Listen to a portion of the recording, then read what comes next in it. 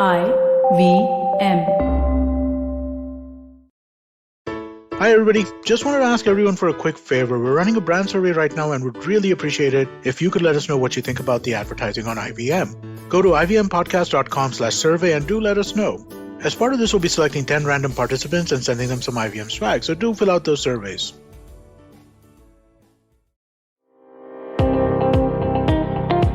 Welcome to All Things Policy, a daily podcast supported by Pragati, a flagship media initiative of the Takshashila Institution. We are a bunch of policy nerds based in Bengaluru, and we like to bring fresh perspectives to Indian affairs and an Indian perspective to global affairs. So grab a cup of coffee, sit back, and join us for today's chat. Hello and welcome to All Things Policy. I'm Atish Padhy, and with me today is Arjun Gargeyas, and we will be talking about the effect of climate change on the countries in the Indian Ocean region. This podcast is based on an op-ed that Arjun wrote for the Diplomat. Hi Arjun, how are you? Hey Atish, good to be here. Before we get into the conversation though, I would like to tell you listener that we have a new initiative called India's Global Outlook Survey, in which we are trying to map how experts and citizens of India think India's role in the world should be. This survey consists of 26 questions about foreign policy and covers issues such as your views on the use of force, on security, on India's economic policy and how our foreign policy can affect our economic growth, etc. Do take this survey, and responses will close on 15th of September. You will find it linked on the description of this podcast. So Arjun, I think the motivation behind this op-ed, at least in part, was the IPCC report that came out, which speaks about the dangers that we're going to be facing, code red for humanity, etc. But is there a reason why you chose to focus on the Indian Ocean region itself, beside the fact that that is where India's national interest is mostly anchored around, because India is in that region? Are there any other reasons, environmental, scientific, something that the report points out, that makes you believe that the Indian Ocean especially needs a lot of attention against climate change? So that the IPCC report was the basis for the op-ed. Again, the IPCC report covers a lot of ground, but we focus on more or less what it says about the Indian Ocean. And one of the things it actually says is that the Indian Ocean is warming at a higher rate than all the other oceans around the world. We don't know the exact reason for this, but it kind of shows what are the potential disasters that the region might have to face in the coming decades. Because natural disasters are common in this region, and climate change can actually aggravate it. So that was the reason behind why I kind of wrote the op-ed. But there is a lot of things we can get into, but let's just focus on the environmental aspect. So the global warming has been coming, it's already here, and the effects of it are being seen in places around the world. But with respect to the Indian Ocean region in specific, that the warming levels of the Indian Ocean is almost estimated to be thrice or that of the Pacific. And the thing is, Indian Ocean region has a lot of island states. These states which are these states and countries which are lying in the ocean and are susceptible to any kind of damage and any natural disasters which might occur. So there is the report, the IPCC report, which is released last month, actually goes into the depths of what kind of effects this warming levels can have in the sea. So that actually says how the coastal areas around the Indian Ocean region are going to see a continuous rise in sea level, and this can result in severe coastal erosion. We have already seen this, especially in India, due to floods in Chennai and Mumbai. This happens almost every alternate years or something. And now that the ocean is already warming at a higher rate, this can also result in frequent flooding of low-lying areas. And the report mentions a figure. It says that the ocean is rising at a level of 3.7 millimeters annually, and this is something unprecedented, which hasn't been seen until now. And this can actually lead to extreme sea disasters. I mean, sea disasters and natural disasters was kind of expected, but now it would be seen on a more frequent basis, is what they say. And also the fact that the southwest monsoons, which are the winds and the reason for the monsoons in India, they are set to change trajectories due to the warming levels of the Indian Ocean, and this can actually result in monsoons intensifying in the summers and resulting in a heavy rainfall in different places, again leading to flooding.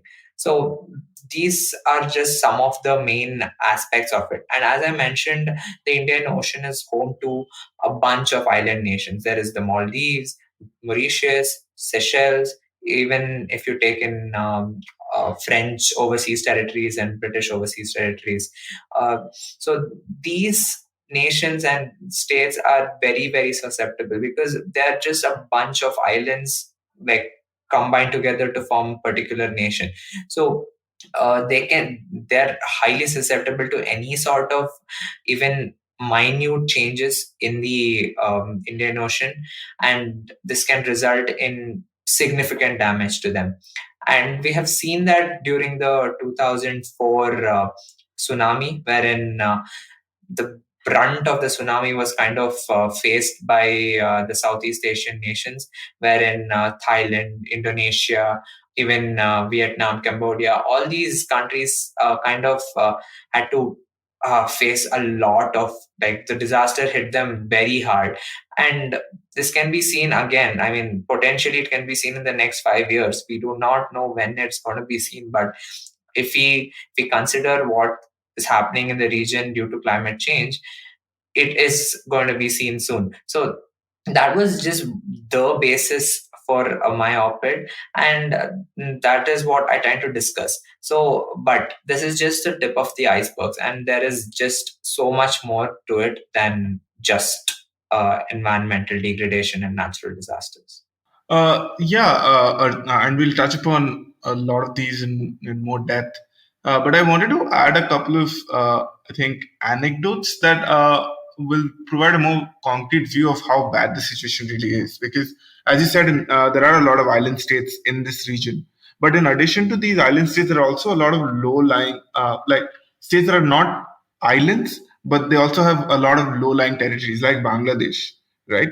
So Bangladesh is increasingly, parts of Bangladesh are going underwater or are likely to go underwater in the near future. And there is a very interesting article in The Atlantic, which we'll link probably, which reports how farmers in Bangladesh to adapt to the rising water levels are shifting from chickens to rearing ducks. And that is affecting restaurant menus across Asia because of the increase in duck production, especially in Bangladesh. And now also, as you spoke about the increase in natural disasters. Now I'm from Odisha. And so before, I think around 20, 30 years ago, the amounts of very big cyclones that Odisha got was once in 10, 20 years. Now that frequency has increased a lot. In my own lifetime, while I was there living in Bhubaneswar, we had 3 very significant cyclones within, I think, a period of 7 years, which is a very surprising and damaging fact. So effects of climate change are affecting not just countries in a disaster, in a way that they bring about environmental disasters, but also, as we saw in the case of Bangladeshi poultry farmers raising ducks, it's also changing their livelihoods in many ways. And it's also changing what food we can consume also. So I want to touch upon and zoom into that livelihood aspect a little more, because in the Indian Ocean also we see, I think it's also the center of the developing world, if I can call it that, right? So there are a lot of these countries that are economies that are growing quite fast, Bangladesh, Vietnam. But there's still economies that are developing, can be quite fragile. And they have a lot of people in these countries that live on, that have agrarian lifestyles, or are communities that depend on poultry farming or fisheries or just farming in general, which are much more environmentally dependent than a lot of the so-called white collar or even blue collar jobs that we associate with developed nations, right? So how do you see this affecting communities, and how did that play a role in the IPCC report, or whether it did, and how did you bring it about in your own opinion? Yeah, so that's what you said actually kind of makes a lot of sense, because when you mentioned fisheries, right? And fishing is a major source of livelihood for many living in the Indian Ocean region.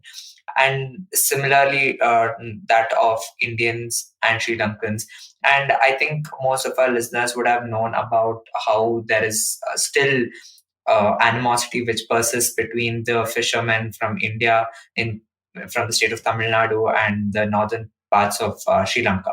So the thing is, the reason it first existed and it still exists is because exclusive economic zones of both the countries overlap, and there is still fights over who gets the rights of fishing in the region.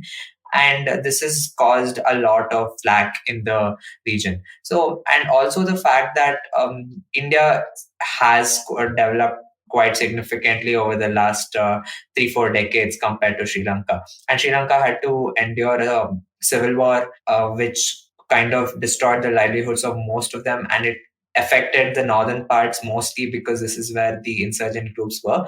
And this is when Indian fishermen kind of developed their own technologies, and specifically these fishing boats or fishing vessels called trawlers, which they use to fish in the Indian Ocean region, especially at the border between India and Sri Lanka. So that is kind of more, it's unconventional, but it helps the fishermen, but it also destroys the seabed. It causes grave environmental damage to the ocean, and this has also resulted in overfishing. And it's not just by Indians or by other country fishermen, it's across the Indian Ocean region. So these kind of developments, which have helped the fishing community, has also resulted in environmental degradation and loss of seabed, and the ocean again getting the bearing the brunt of it. So that has also caused significant impact, and there is still some amount of hostility between fisher folk.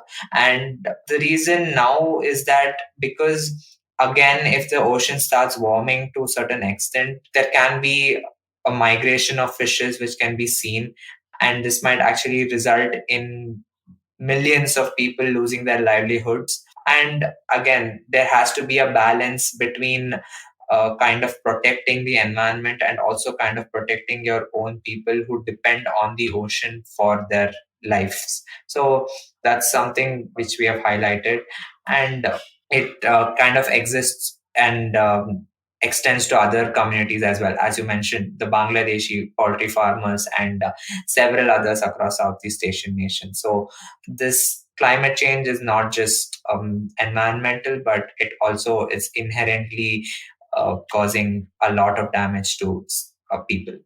Exactly.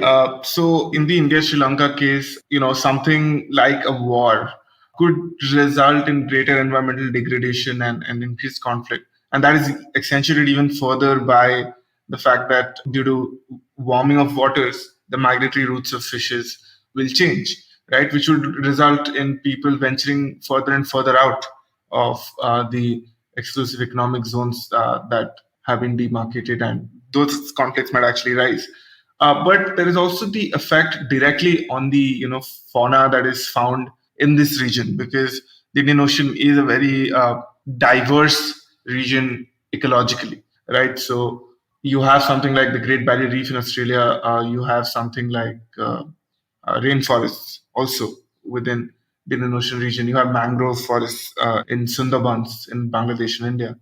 So it's a very diverse region, and climate change is also likely to change, to affect a lot of species that are extremely vulnerable, such as dugongs, which are kind of sea cow, related closely to manatees, and their numbers have been decreasing significantly.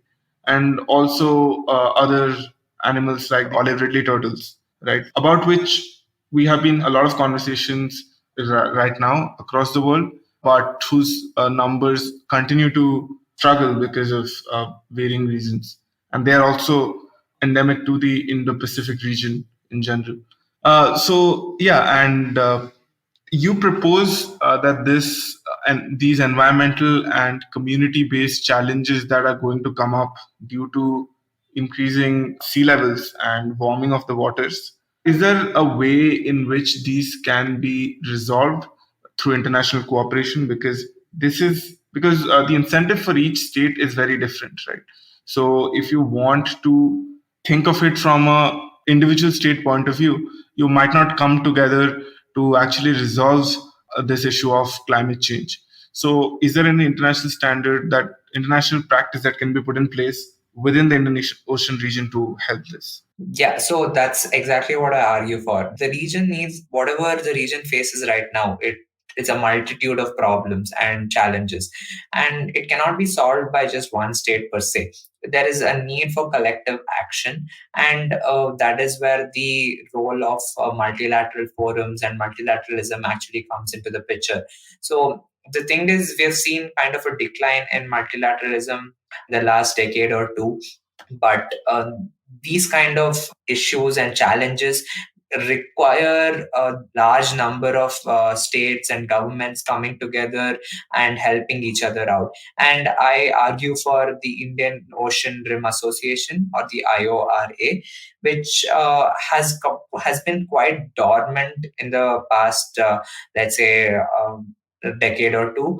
But the thing is, this encompasses all the nations across the Indian Ocean, right from the east coast of Africa all the way to Oceania and the west coast of Australia. So this is a group of diverse nations, first of all, but all of them face both similar and different challenges per se. But the thing is, if these guys can come together and the forum can actually work towards solving a major crisis such as climate change in the region, it makes sense for everyone to pitch in and contribute towards solving these kind of challenges. And that's what I argue for, with climate change is being the base of everything. So the IPCC report kind of gives like an ultimatum to the states and the nations in the region, saying that, see, unless you guys cooperate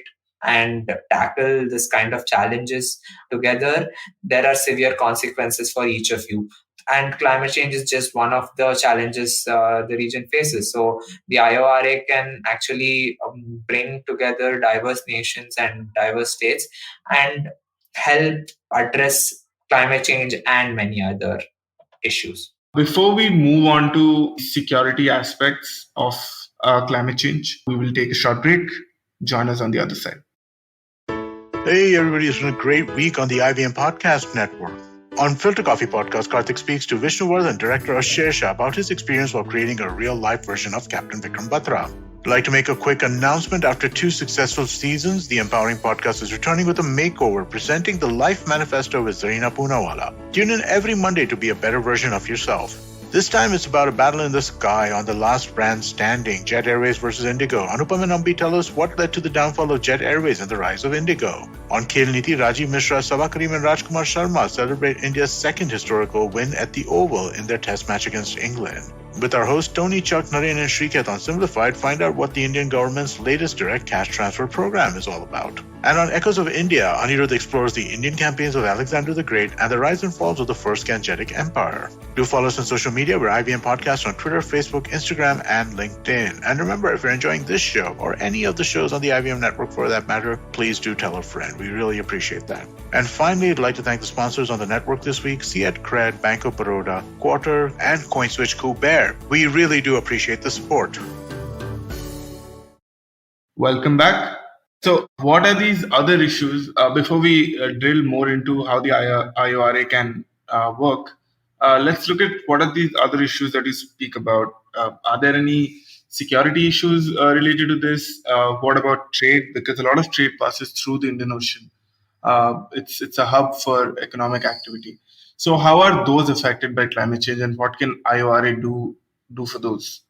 Yeah, so security is just one of the major aspects. Like maritime security in the Indian Ocean region has been like a focal point for different states right now. And we can see that with the whole Indo-Pacific policy of the Biden administration, with the Quad gaining a lot of attention in the recent times. So the thing is, security in the region is kind of needed because of China. Again, China's influence in the region can be seen through their Belt and Road Initiative, which resulted in a lot of maritime infrastructure projects across the region. So there was maritime ports in Djibouti on the east coast of Africa, and also in Sri Lanka, Myanmar, and different states. And the thing is,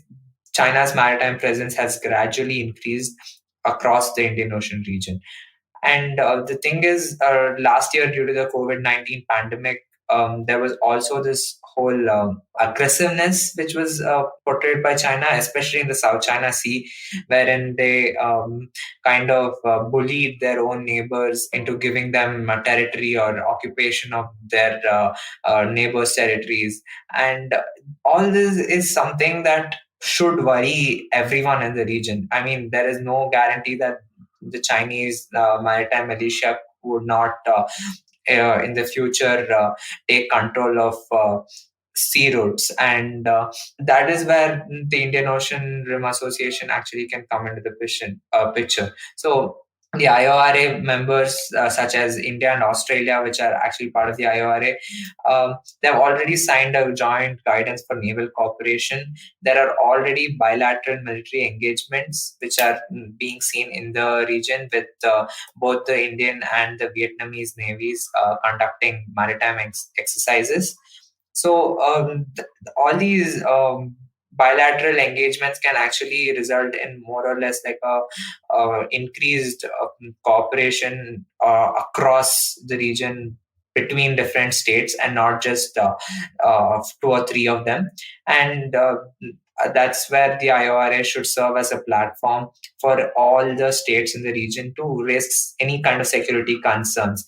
And I'm not talking about something like NATO, wherein if you attack one of the members, we all attack you type, but more or less like a forum where these kind of issues can be discussed and security concerns can be raised, so as to figure out what to do in the future.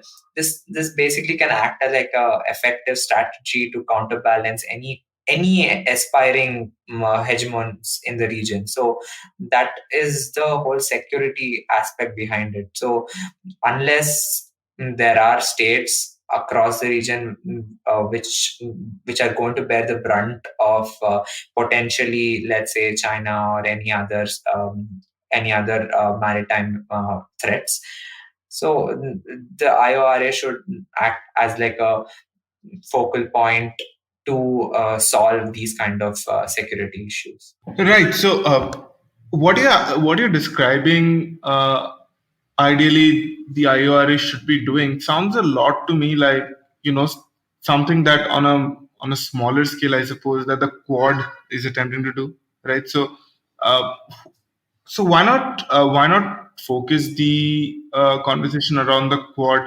already, or does the presence of the United States make it a little more complicated? Because You already have Australia and India within it, which are countries in the IORA as well, as you pointed out.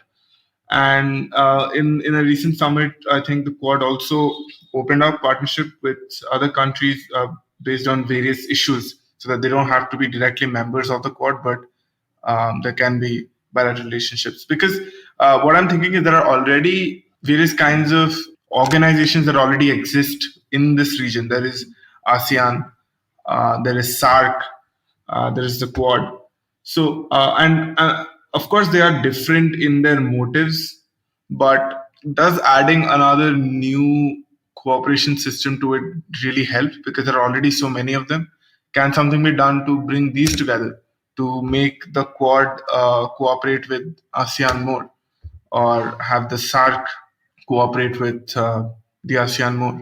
Yeah, so that's a really good question. So the thing is, each of these own groupings have their own interests, as you mentioned, right? So the Quad was mostly kind of initiated to control any kind of Chinese threat in the Indo-Pacific, and SARC was actually initiated by India. Yes, but sorry to interrupt, but like the Quad itself has reiterated it multiple times that they are not something that is entirely focused on China. That they have a broader motive to them, and it's not entirely always just China focused. Because that's the narrative that China has been driving, right? That this is just a NATO in the Indo-Pacific region. But Yep. So what you said actually makes sense. But the thing is, I'm proposing the IORA basically because it's a diverse set of countries. It's not just these developed countries vying for some kind of power or some kind of influence in the region, because it is home to, as you said, it has some of the world's like growing economies in India, Bangladesh, Thailand, Vietnam, all of them, and it remains critical for like the world trade, especially oil and natural gas. But the economic ties between these states still remain rudimentary. There is the fact that I mean, the pandemic was always there, but the thing is, economic relationships must be developed in the neighborhood. If you cannot have a neighborhood policy of yourself to initiate economic and regional cooperation, so what is the reason for you going all the way across the world and then trying to project yourself somewhere there? So that's what I'm arguing for. You should have like a successful neighborhood policy, and this kind of can envelop multiple areas of interest. I'm talking specifically about the IORA as a multilateral forum because it's also a focal point for the improving economic relationships between African and Asian states. South Africa recently praised Bangladesh's economic growth and called for greater ties between the two states. And Australia has already pledged to invest a lot of money. It's almost 25 million Australian dollars. So that's in an infrastructure project across the South Asian region.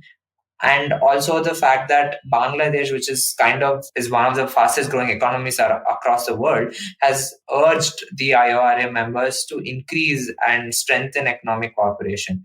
Recently, even the Russian President Vladimir Putin openly showed an interest to in having Russia join the IORA. So these kind of like economic cooperation between neighbors and the regional economic cooperation can actually help in transforming the region, is what I'm arguing for. So India already backed out of the RCEP, which was the Regional Comprehensive Economic Partnership.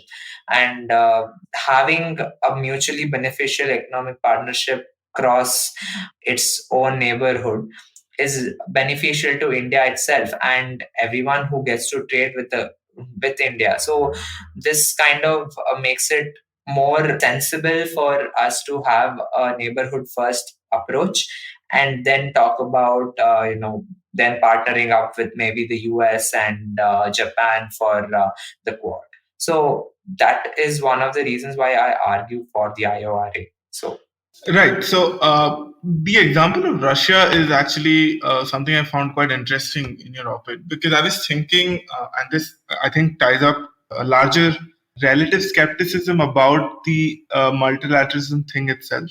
If you have Russia joining in, and say one of the things that the IORA is trying to stem is climate change, because that's something that, as we pointed out in the beginning of the podcast, is something that is affecting a lot of countries in the region. Now, on one hand, Russia actually has some sort of national interest that it gets out of climate change and melting ice caps in its northern territories, right? Because new sea routes are opening up due to melting ice caps in the Arctic. So, what is in its interest to actually fight climate change in the short run? Because these bunch of smaller countries in the Indian Ocean region are going to drown, because Russia itself is going to benefit, at least to some extent, by melting ice caps on its northern border. Yeah, I mean, that's exactly, you have hit the nail on the head. So Russia, in specific, has its own intentions, I would argue, if it wants to join a multilateral forum such as the IORA, because the thing is, their interest is not focused enough. So there is no particular area of cooperation they propose or anything like that. They might actually help the IORF fight climate change in the Indian Ocean, but they would actually prefer climate change to happen in the Arctic because that would serve their own interests. What I'm trying to argue for is more or less have a forum which kind of has states with which are facing similar challenges, and that's all the states in the Indian Ocean region.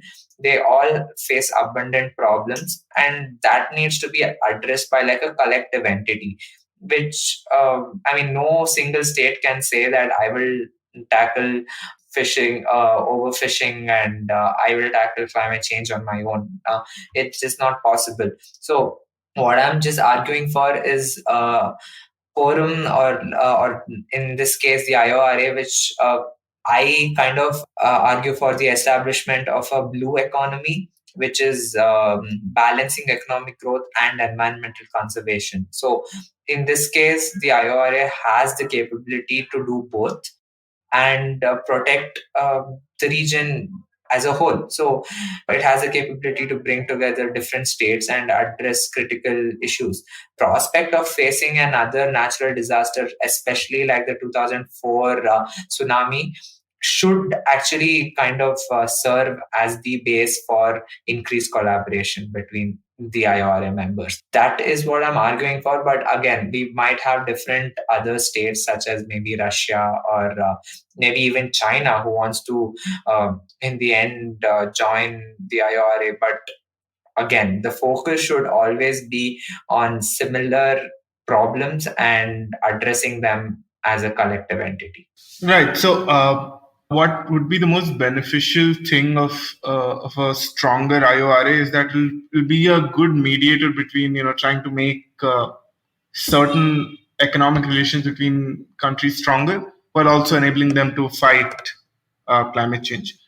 Is that the essence of what you're saying? Exactly. Yeah. I mean, basically, these states will know, will understand each other's problems better because they kind of have the same problems, and they have certain issues which are similar to each other. So to address that, it makes it easier if there's a forum or a multilateral entity which can address these kind of issues as a whole. That's exactly what I'm saying. Yeah. Right. So they can speak to each other and not just remain in their own bilateral silos of whatever economic interest they have with another country. So it's not just India and Bangladesh speaking to each other, India and Sri Lanka speaking to each other, but other countries also hear about what's happening in these countries and what collectively can be done to solve it. And that sounds like an excellent idea. And I hope people in power read your op-ed, because you do outline a lot of things that can be done in order to achieve Indian Ocean region that can mitigate the risks posed by China on one hand, but also enable fisher folk and all the other people that are affected by the increasing sea levels to find better livelihoods, such that the overall well-being of people living in the region can get better. So with that, we will conclude the conversation. Thank you so much for joining us today. Take care and stay safe. Bye. Thanks, Atish. Bye-bye.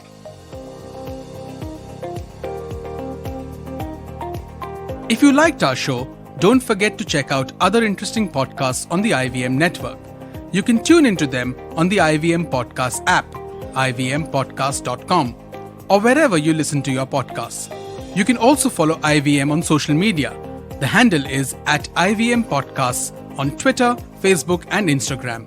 And hey, if you'd like to dive into Takshashila's research on technology, strategy, and economic affairs, check us out at our Twitter handle @TakshashilaINST or our website takshashila.org.in.